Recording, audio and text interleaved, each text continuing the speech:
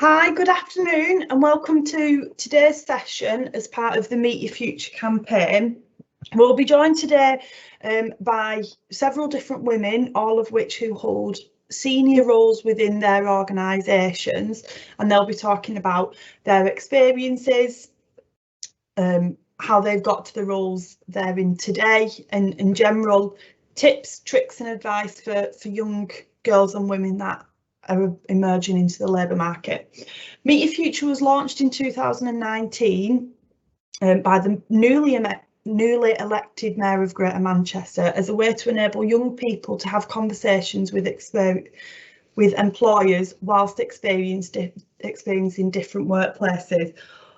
Over the past 12 months, throughout the pandemic, we've been speaking with young people from all 10 boroughs across Greater Manchester to find out how they're feeling and how they want to be supported through the pandemic, the return to school and then on into the future. As a result of this, we have collated numerous resources and information, and that can be found on the Greater Manchester Apprenticeship and Careers Service website, which is gmacs.co.uk. Throughout this session, like I said, you'll be hearing from women about their experiences, and you'll also have the opportunity to ask our speakers questions. So what I'll be doing is leaving the Q&A box open throughout this session. So if you do have any questions, then please pop them in there and we'll ask them at the end. So without further ado, I'd like to introduce our first speaker, Dawn. Hi everyone, I'm Dawn Duggan. I'm Head of People Skills and Talent at the Greater Manchester Business Growth Hub, and I've been in this position for the last 6 or 7 years.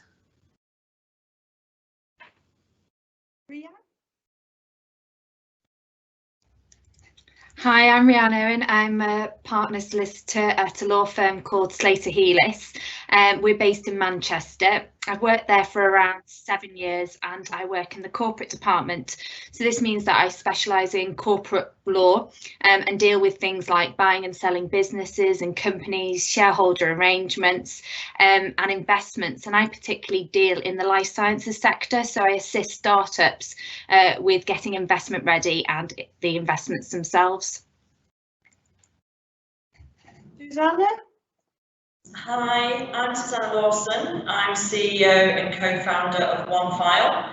OneFile we founded in our back bedroom in Burnage 16 years ago, and now we're 80 plus employees. Got over 1.2 million users, and we've got users in America, Dubai, in Europe. So yeah, I'm looking forward to speaking to you all later.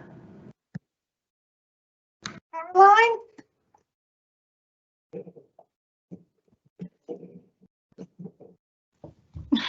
Sorry, that was me being on mute. We joked about that earlier as well, but it still happens to us all.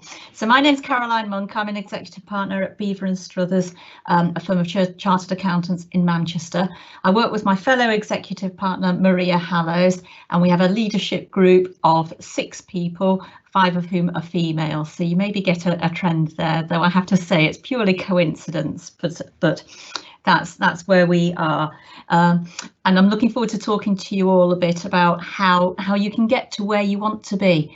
And it doesn't really matter if you don't know where you want to be right now. When I was your age, I wanted to be a musician, and in fact went to music college to train as such. So you can change your mind at any time and still succeed. Thank you. Thanks, Caroline. And then Helen? Hello everybody, I'm Helen Besant-Roberts, and like Caroline, I'm a chartered accountant. I'm a director and shareholder at a firm called Hurst Accountants. So I hold a number of different roles within the firm. So as a director, I sit on the board. I also run a portfolio of clients that I look after in terms of all their accounting and tax and strategic needs. and I manage a team of 80 plus staff as well. So I have to juggle a lot of different things, and I totally agree with Caroline in terms of you achieving whatever you want to achieve. I actually did a degree in English and history for my sins, but now I'm a chartered accountant, so it just goes to show that you can end up wherever you want to be.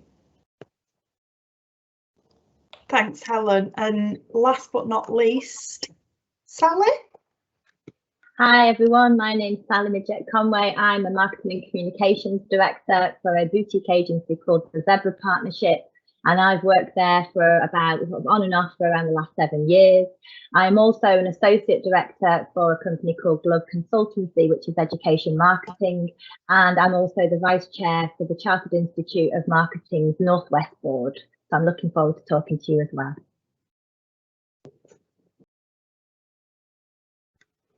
Yes, thanks, Sally. So I'd like to introduce or reintroduce Dawn from the Growth Company. And Dawn, I'm hoping you can just talk to us a little bit about your experience leaving school, the decision-making process. And I know you actually went on to apprenticeships after you finished secondary school. So talking about your experience of apprenticeships. Yeah, no, brilliant. Yes, so leaving school, I was a bit unsure, probably like quite a lot of young people these days, about exactly what I wanted to do. But one of the things that I realised at that time was that going down the college and then the university route probably wasn't the best option for me, for a variety of reasons at that time. So I decided to do what was then called a YTS, a youth training scheme, which has then moved on since to become the apprenticeship route. And this seemed to be the perfect mix for me, where it was 4 days in the workplace, learning practical skills and experience, but then 1 day a week in college. So you still got the best of both worlds, but you were earning at the same time. I decided that this was the best option, and it has kind of been the route that I've then taken all my life, and it's led on through different career paths. And very similar to what Caroline was saying earlier, what you start off in life possibly thinking you might want to do, somewhere along the way it does change. So throughout my career, I started off doing what was a BTEC, so the apprenticeship in business and finance to start with. From that, I then moved on into insurance, and it was quite a bit of a change there, and I stayed in the insurance world for probably 3 or 4 years. And again, I did 2 apprenticeships in insurance. At that time, you could do more than 1 apprentice in different subject areas. After being in insurance, I think at the end of 5 years, again, I was still not quite sure exactly where I wanted to go, and I'd worked my way up through using the apprenticeship route into being a team leader, into a managerial position there. But then I got offered the opportunity to go and become an office manager in a furniture company in a manufacturing plant. So that then again just enhanced my complete experience and gave me a wide range of different areas. So I moved then into looking at purchasing, into sales, into HR, doing payroll, doing all the accounts. So that role there for 3 or 4 years gave me a really good grounding. But again, still at this point, I'm still not 100% convinced. I'm probably about 25-ish by this point, around where I wanted to be. Looking back to, early years of secondary school, I thought I wanted to be a nursery nurse. So I couldn't get any further from being a nursery nurse to my current position. Whilst I was doing the office manager role, I was introduced to a training provider, an apprenticeship training provider, who I then went on to do several courses with them around managerial and leadership expertise. And just seeing how they worked and the job satisfaction that the assessors got from their role inspired me then to become a qualified apprenticeship assessor and internal verifier. So I worked for a training provider for about 8 years, and again moved up through that company into qualifying as a new assessor, to an internal verifier, to a centre manager, to a team leader, managing 5 different apprenticeship routes and managing a team of about 30 different apprenticeship assessors across the country. After being in there and specialising in leadership for quite a few years, I then moved on to probably where I've settled since then, and probably for the last 20 years. I've moved into the business support arena, specifically focusing around the development of people within workplaces and the growth of a business based on that.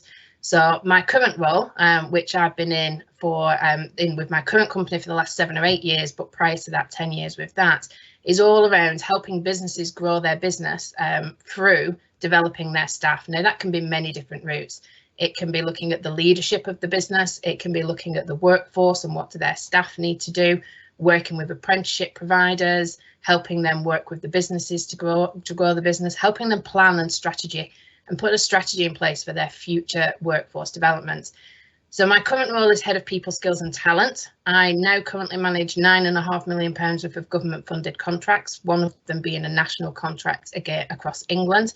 I have responsibility for about 60 plus staff across that, and we work with roughly about 13,000 businesses over a 2 to 3 year period, helping them alongside other people on this call, helping CEOs like Susanna work around strategy and helping introducing businesses into Susanna for them to use their one file system for their company.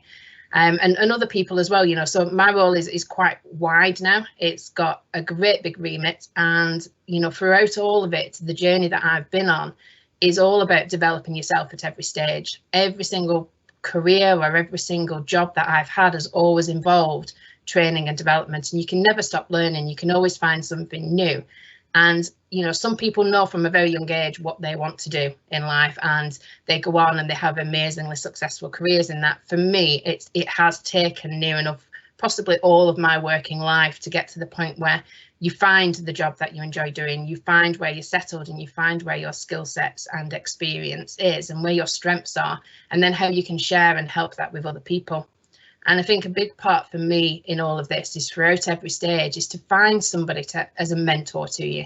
Find somebody that has inspired you, somebody that you can bounce some ideas off, that you can talk to about any decisions that you've got coming up and learn from their experience. A mentor is a great way to have a sounding board, somebody that is completely impartial, has no influence on any decisions that you're making. All they will want to do is share a possible journey that they've been on before, and they can then share some ideas and some knowledge and some good practice. So I think the biggest message for me is looking at my career and the journey that I've been on, not having a definitive idea of where you want to be and what you want to do in life isn't such a bad idea. I've gained so much experience and so much knowledge across different sectors, different jobs that I've had working in the different roles. I've had my own business running alongside with my husband at the time. We had our own martial arts schools, and we're training and then helping young people through using martial arts and fitness. So it's been a very good and challenging and diverse career journey to get where I am now, but one that's been really extremely rewarding. And I'm so fortunate now to be able to share that knowledge and that experience with other people, other business owners and young people, and help them realise that university isn't always the right route or the right route for certain people. It still is a good route and an excellent route for some people, but for others, it doesn't stop you from getting where you want to be in life. And as a few people have mentioned now, on the senior leadership team at the Growth Company, within the Business Growth Hub, there's 9 of us on that, and 7 of us are female. So it is a quite highly weighted female senior leadership team as well. So I just hope that helps a few of you that might feel a bit uncertain about whether university is the right route, and you're wondering, will it affect you later on in life and achieving, where you want to be without having a degree? And as long as you're willing to work hard and look at all the different career opportunities and develop yourself ongoing, having a degree, not having a degree, does not stop you from getting where you want to be. Thanks, Dawn. I couldn't agree more with what you were saying about the importance of having a mentor and how that impacts on your in your professional capacity, but personal development wise as well.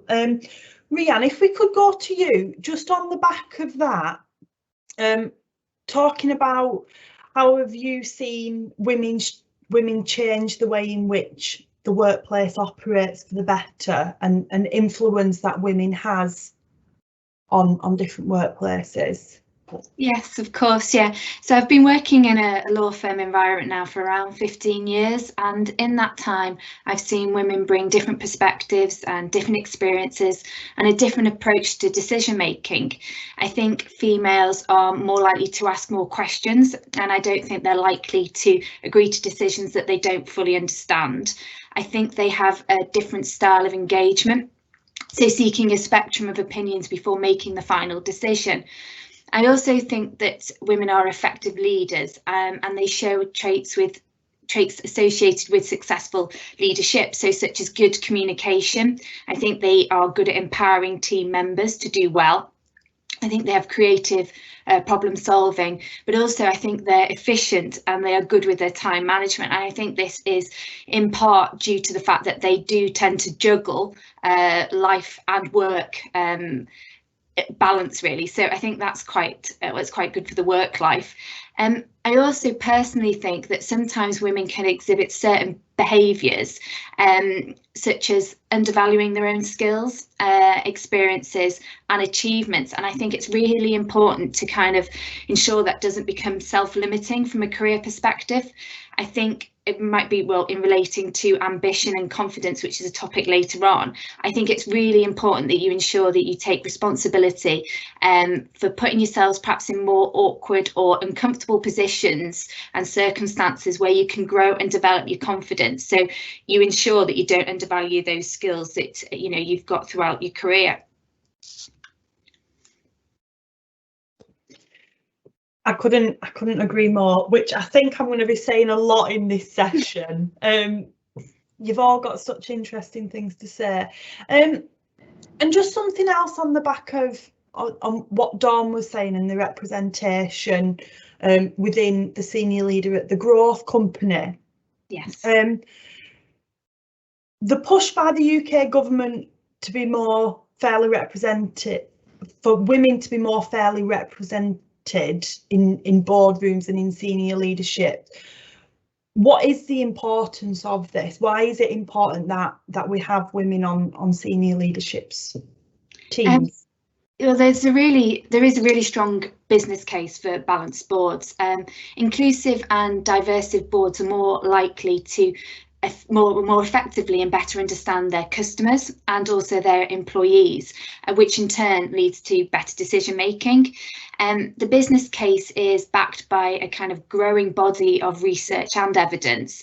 And just to highlight on a couple of those points. So appointment of female directors or women to senior positions improves the company's performance for the reason that the company is more likely to make better decisions as a result of women taking the role seriously and conscientiously. I think women ask, as touched on before, ask more awkward questions and are less likely to nod decisions through. And also women bring different perspectives and therefore kind of can challenge like group mentality or group thinking, which is often amongst people of a similar background and therefore can bring positive impact. A research by Leeds University showed that having at least one female director on the board actually reduced the company's chance of going bust by 20%. So it just seemed to me that, gender balance does reduce risk. Also in the UK, the UK's workforce is actually represented by just under half of women, and therefore it is essential that businesses, in order to remain competitive, are actually tap into that talent pool.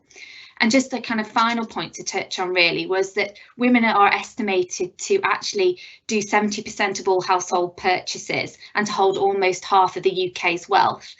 And therefore it's essential that women are on boards for the fact that in many cases they will represent customers of the company's products.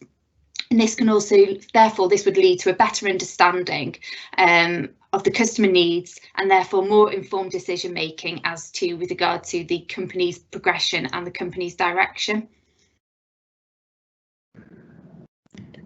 Thanks, Rhiannon. I'd just like to move to Susanna now because I think it would follow on nicely. Susanna, you work in tech. One File is an organisation operating in the tech industry, which is dominated by male employees. possibly employers. And from your perspective, from a tech angle, how does that fit within your industry? Yeah, so just to take it back a little bit, when I was at school and at university, I was never told about apprenticeships or anything like that. I went to university and did a psychology degree, when really I think an apprenticeship would have been much better for my learning style and far more sort of practical. I left university, didn't know what I wanted to do, and I ended up, I wanted to help people, so I ended up working in nursing homes as a carer and a support worker, and it was through doing that that I discovered vocational training. And through that, I saw the inefficiencies of the way that vocational was run, and that's when I decided with my partner to build a tech solution, which became OneFile. I never in a million years would have thought I would have been CEO of a tech company. I'm not a techie in any stretch of the imagination, so actually you can become a CEO of a tech company but not be a developer, and I think that is something, you know, a lot of people think, if I'm not a developer I can't get into tech. Absolutely not.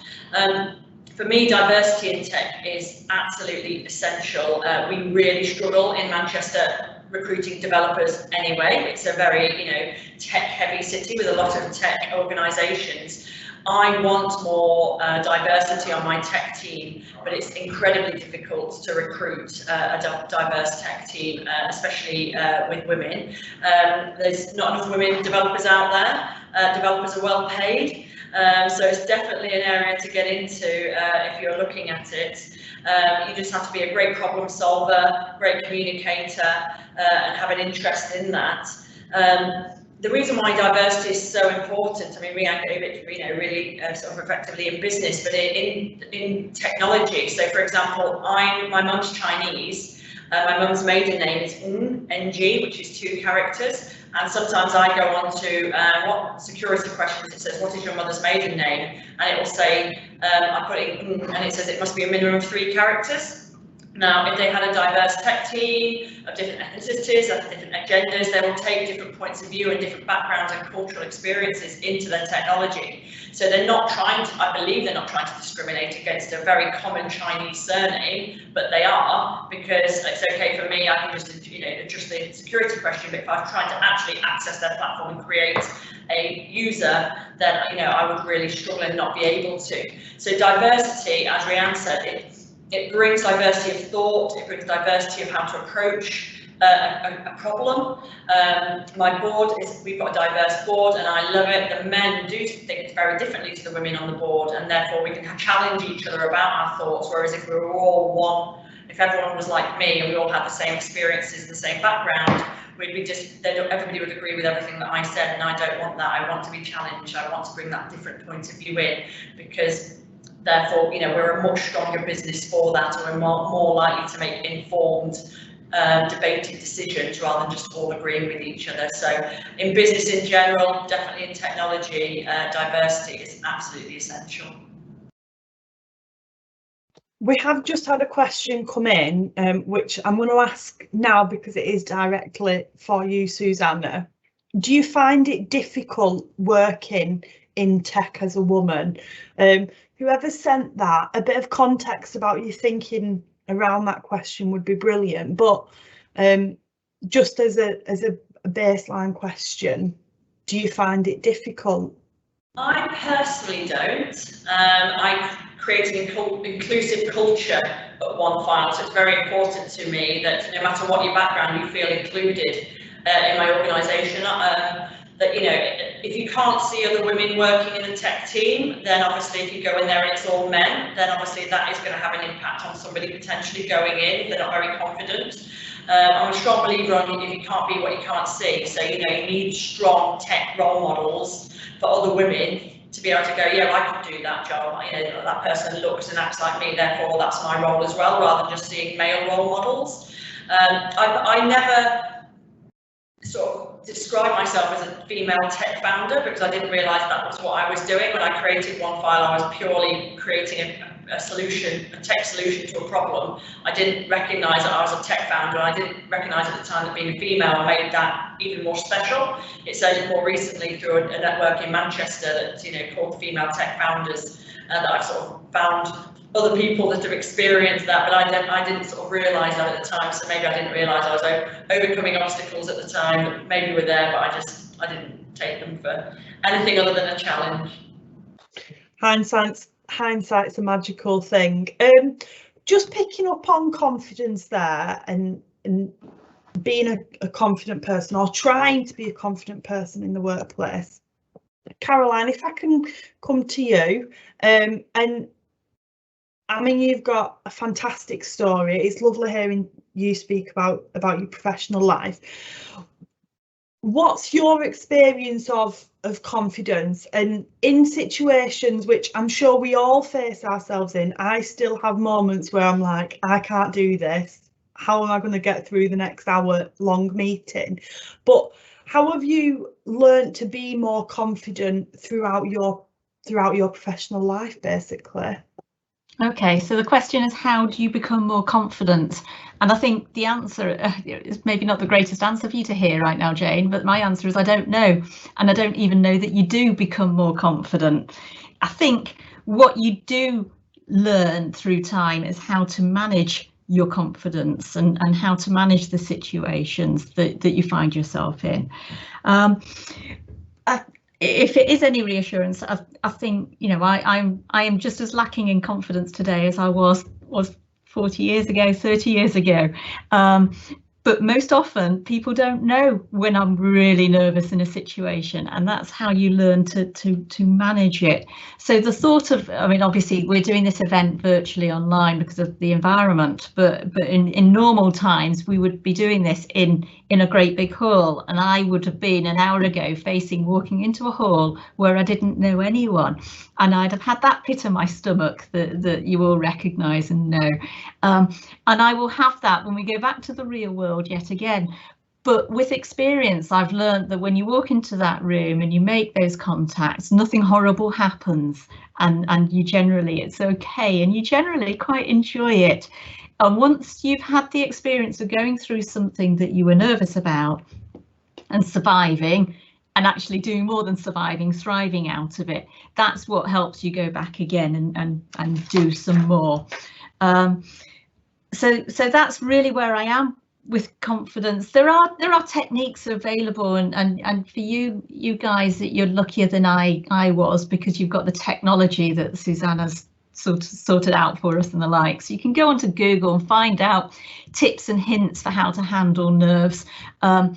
I kind of laugh saying, you know, my training, I've referred to it before, I trained as a musician, and that you wouldn't think gave me any transferable skills to where I am now, but actually it gave me the key transferable skill, which was performance. And every performer has nerves, and you just need to learn how to handle them.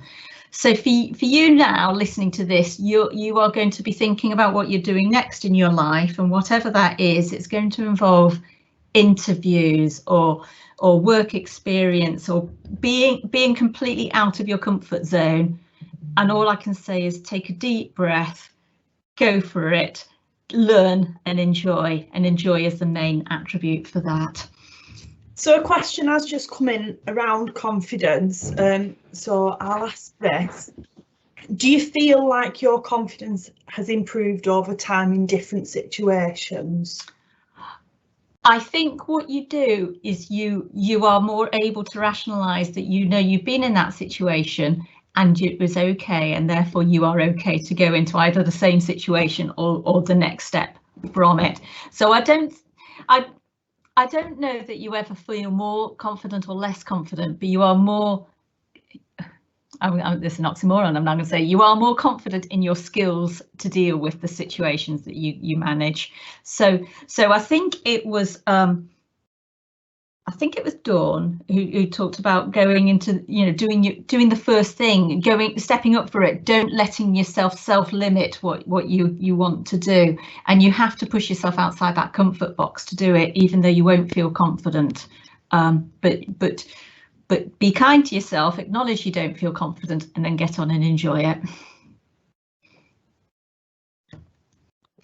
Thanks, Caroline. I'm going to shift a little bit now, going over to Helen.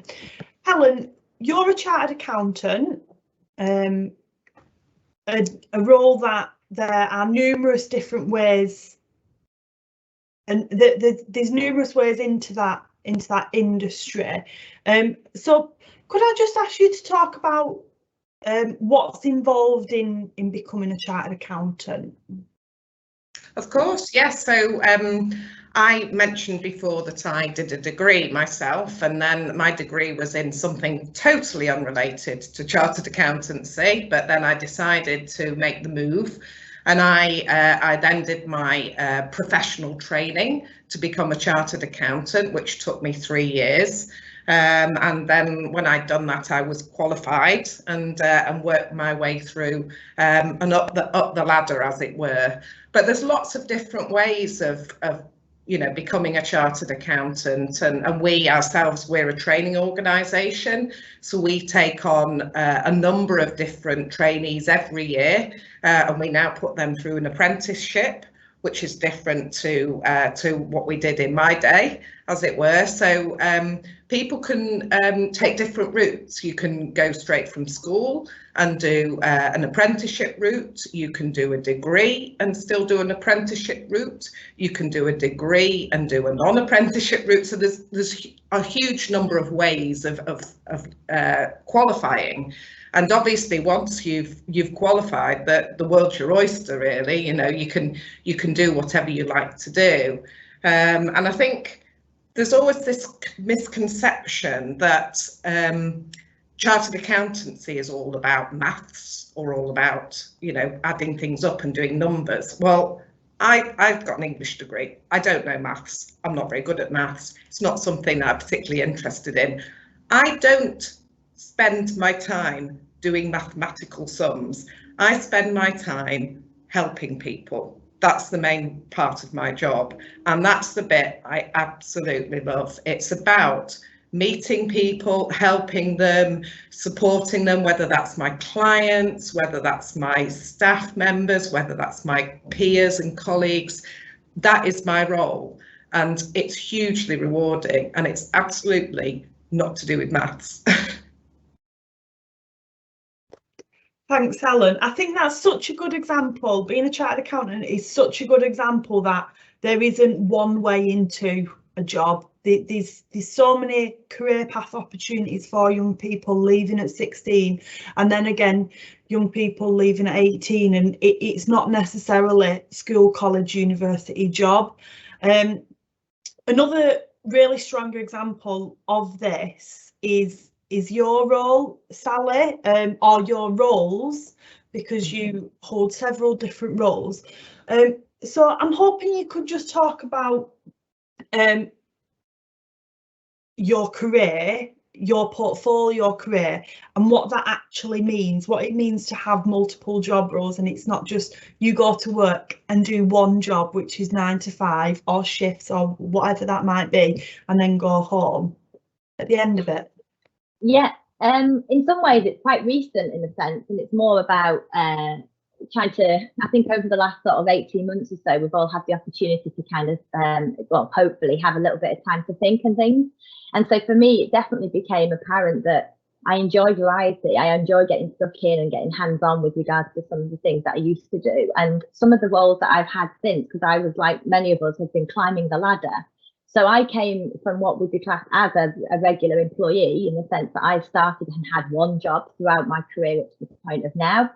And what it means to have a portfolio career is similar to what you just described, which is that I have a variety of different roles in my career now, which means I do a little bit of this, do a little bit of that, and the various different types of settings. But that is essentially how I work. So it's not like I have a specific, as you can see now, one of my roles is for the Zebra Partnership, and I would class that as being my priority type of role. But it doesn't mean that I don't have the opportunity to do other aspects of career.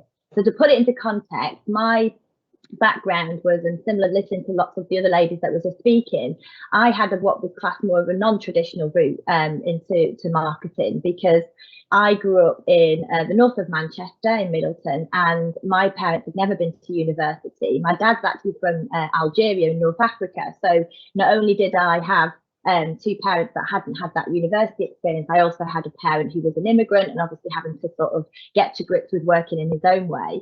And when I was at school, we didn't get talked to about university, incidentally, and I was one of a sort of handful really that went on to do A-levels. And again, I only did that because I just couldn't think of anything else to do. So when I was in my A-levels studying, I studied 3 subjects that I chose because I thought I was interested in them, and that was French because of the Algerian background. I spoke French. Thought it would be dead easy, and I was quite wrong. And then there was I did psychology, so similar to some of the other ladies mentioning that, I love psychology and about behaviour, which in some respects has helped me in my career now. And I also chose English. And so when I did those subjects, I was then surrounded at a certain point in the year where people talked about going to university, and I remember walking into my French class one day and seeing people scurrying around, because in those days we all did it on paper, and they were filling something in, and I said to them, what are you doing? And they were like, oh, we're just applying to UCAS. I didn't even know what UCAS was. So it just demonstrates how far we've come now, thankfully. But at the time, I didn't know what it was. I then was obviously way too late to even apply, because in those days you did have to apply by a certain point. And I remember walking away and thinking, why has no one told me about this? Why have I not got any idea? And I think that really struck a chord with me. And I simply just thought, oh, well, it's not for me, so I won't go. And then I decided that I would take an alternative route. And similar to what Dawn talked about in terms of that apprenticeship side, apprenticeships weren't that quite plentiful like they are now. They were very much trade-based, so it was maybe working in construction predominantly. And so it really became quite a sort of thing where I had to think quite quickly as to what I wanted to do. So I then started to consider, what do I want to do with languages? And that's when I wanted to go down the route of maybe going to study languages. I sort of realized very quickly that that was not going to happen. And so I then thought, right, well, I'm going to go into work, but I'm going to go and get myself a skill. And I ended up going into something that was quite general, but it was around administration, and decided that I would use my secretarial or administration skills to then go and work in an organisation that was of a passion or an interest to me. And so I thought of going to bilingual secretary work, etc. So to put it shortly there, I ended up getting training, and that was where I was able to work for my employer, but I also got invested in to do some training. And I was even then sat there thinking, oh, what shall I do? And I thought, I'll do business. And that's when I started to learn more about marketing. And then all of a sudden, it was like a light bulb moment. And it just thought, oh, I really like this. This is really interesting.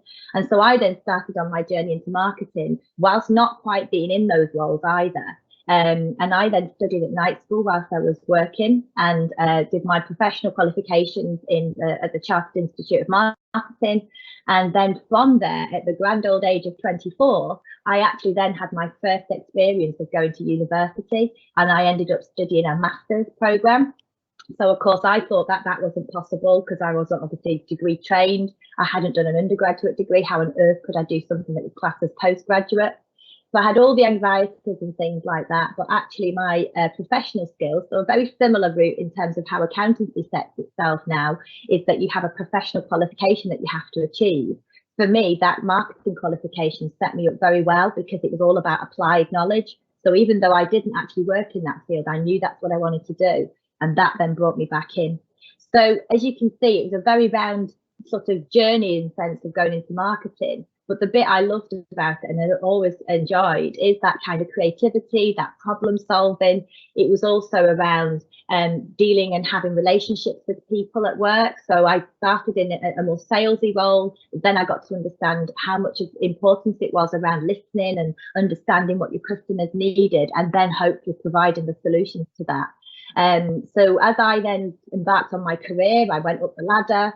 I started to do lots of managerial positions and absolutely absorbed any piece of training that was sent my way. I'm a big believer and advocate for continued professional development, which is partly why my CIM role at the moment that I have on the board is part of that. And that then allowed me to experience a different type of skill, which is managing staff and coaching them, mentoring them to be able to obviously deliver what we needed to do for the business. And then ultimately, that's when I thought, I want to go back to the marketing side. I love working with people and managing staff, but I wanted to go back. So now I've got myself a bit of variety, which is what I wanted, and that's being the director of a company that does events and publishing. I'm also an associate director where they specialise in education marketing, so it allows me to keep my toe in what I'm very familiar with. And then on top of that, I've got my role at the CIM Northwest Board, where that is about supporting the next generation of marketers, as well as working with the universities. So it's a bit of a round robin, but it just demonstrates how I think most of us are saying here is you don't necessarily need to know what you want to do now, but have some sort of plan and be eager and willing to take every opportunity that comes your way, because hands up, you know, say yes to everything. And the other tip I would say is a bit like what Dawn mentioned and a few others around mentors. Just find someone that you trust and that you think is going to listen and understand and work with you on what you wanted to do. And then you can find a lot of support from that. And I think that's certainly how I've been able to progress. Thanks, Sally. It's also lovely to hear. We've had some really, really good questions. I get dead excited when we get good questions. So I don't think we're going to have time, because we have had quite a lot submitted. I don't think we're going to have time to get through them all. So if we can just pick a couple.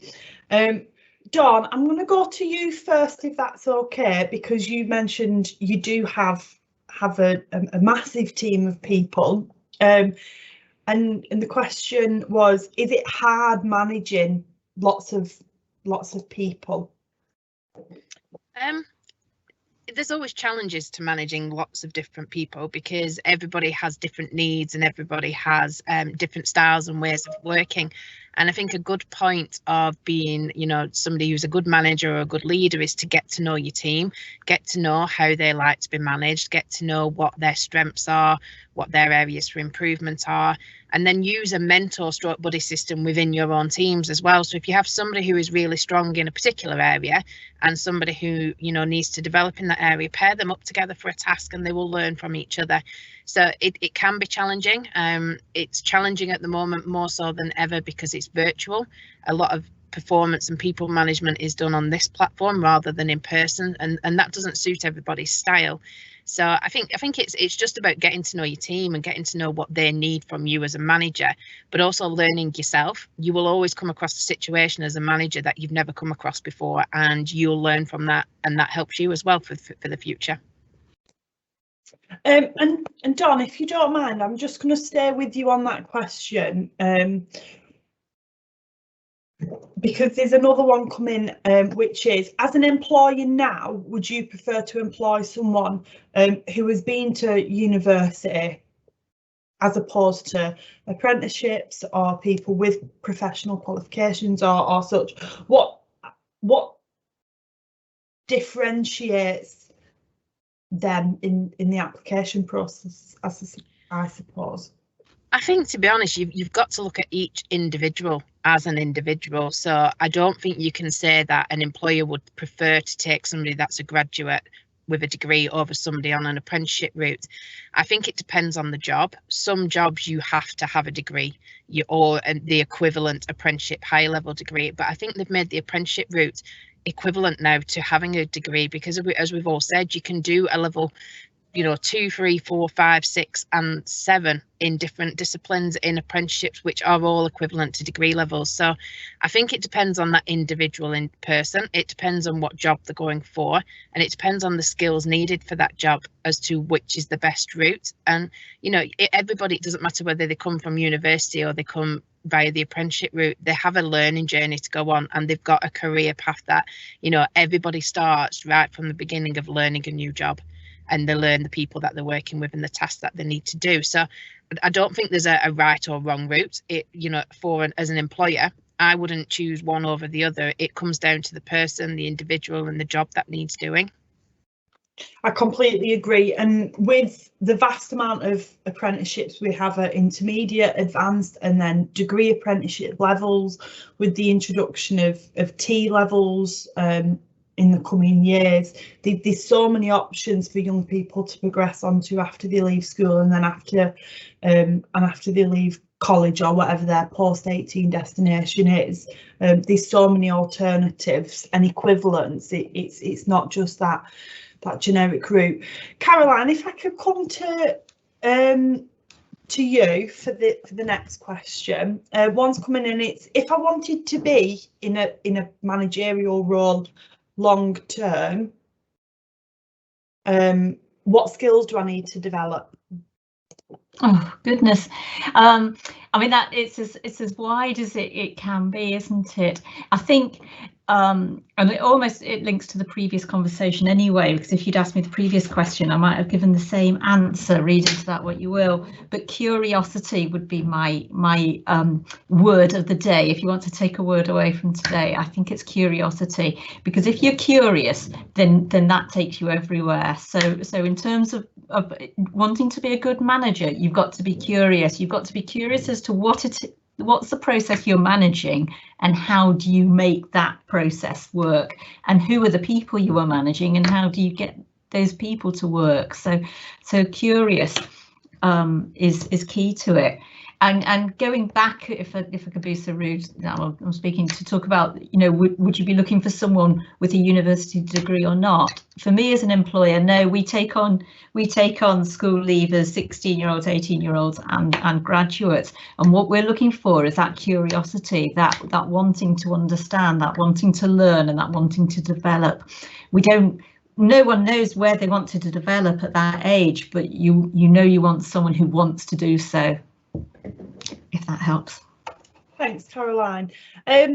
Susanna, I'm going to go to you for this one, because I think it's one that's grown exponentially in recent years. So your experience will be very different to what young people are getting now. But what experience did you get? What careers advice did you get when you were at school? Yeah, so I was very much told, do GCSEs, do A levels, go to university. We weren't told about any other options. You know, I'll cycle that back around to somebody asked about parents' wishes. I did follow my parents' wishes up until university. I went to university, and whilst I was there, I did question what I was doing there at the time. And I thought, well, I'm halfway through now, I might as well crack on and finish my degree and get out and get into the working world. And then when I left the work, as I explained, I ended up working in nursing homes as a carer, and my parents weren't happy about that. They said, you know, why have you gone there? We just paid for you to go to university. Why have you know, gone to university and ended in a caring role? But actually, if I hadn't gone into that caring role, I would never have got the idea for One File, and I wouldn't have been CEO of a tech company. So, you know, I did go against my parents' wishes then. I mean, they obviously let me get on with it, and I just had to say, you've just got to trust me, this is something that makes me happy, this role, this is something that I want to do.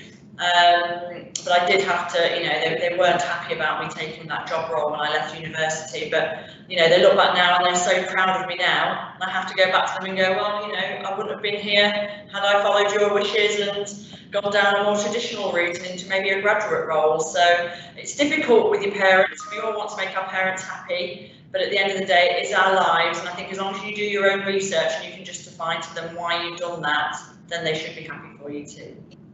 That is another question that's come in. Did you? And I'm not too sure who was speaking when it came through, but the question was, did you follow your parents' wishes?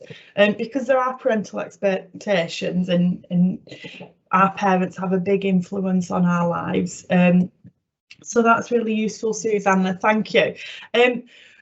Rhiann, if I just go to you for this, because I'm not too sure if we've covered it with you, but it'd be interesting to know. If you had a dream job when you were younger, and anyone else, because I think we'll make this our last question because we have run over. So if anyone else has got anything that they'd want to say on this as well, because I think it's a nice question to end on. If you had a dream job when you were younger, what is it, and would you trade it for your current job? Yeah, I did have a dream job. I wanted to be a doctor, and it came to A levels and I didn't get the grades. And I was so severely disappointed on that day. You have to reassess everything. And then obviously then I went on to do life sciences at university, and then I decided that wasn't what I wanted to do. Actually, that job was not for me. I didn't have the characters, I don't think, or the characteristics that actually were necessary for it. So then I changed to law, and no, I wouldn't. I thoroughly enjoy what I do. And similar to what Helen says, you think you need to do English or some type of degree in that way to become a lawyer. Well, I did life sciences, and actually now dealing with the sectors that I deal in, it's actually far better, and an analytical kind of sciencey mind as such is being quite good in the legal sector. So no, I wouldn't, but as you say, your plans do change, and you just have to go with it. Thank you. Helen? So I suppose when I was younger, when I was at school, I wanted to be a pharmacist for some reason. I don't know why, but again, it's something that I changed my mind about relatively quickly when I realised that science maybe wasn't the thing for me. And I suppose I can quite honestly say that I am doing my dream job now. I mean, I love my job. I don't have that sort of wake up on a Monday morning and think, oh no, I'm going to have to go to work. I wake up in the morning and think, what's the day got to hold? And every day is different, and I meet fascinating and interesting people every day. So I don't. I was maybe fortunate that I ended up in the role that I'm doing, because it wasn't through any careful planning, I have to say, but I wouldn't change a thing now. I feel like it's just been the perfect job for me, and it's so much broader than people imagine it to be. And I suppose if I can just pick up on one question, because I know someone had asked a question about the perspective of an employer, and I employ a lot of people, so I just sort of wanted to mention briefly that I mean, when I'm looking at people to employ, I'm not looking at whether they've been to university or not. And in all honesty, we will train people to learn the technical skills. What we're looking for is someone who's got the right attitude, because you can't always train that in someone. So, I'm looking for someone who's got that desire, that spark, and that, as Caroline mentioned, that curiosity, and is able to communicate. And the skills we can teach. So, it doesn't matter to me whether they've been to university or whether they haven't been to university. It's about their attitude. I want someone who's got a positive attitude, someone who's really interested in what we're doing and interesting. That will be my contribution. Thanks, Helen. I think that's it for today. We have ran over, so thanks for bearing with us. And for those that have stayed right until the very end. As I mentioned in the opening, we have developed the Greater Manchester Apprenticeship and Careers Service website, where you can find a wealth of information on progression routes, apprenticeship information, labour market information, and resources surrounding them subjects. So if you do have any questions, you can submit them to the team directly on GMACS, and we're happy to help. Thanks for joining. Thanks to our speakers, and have a lovely day.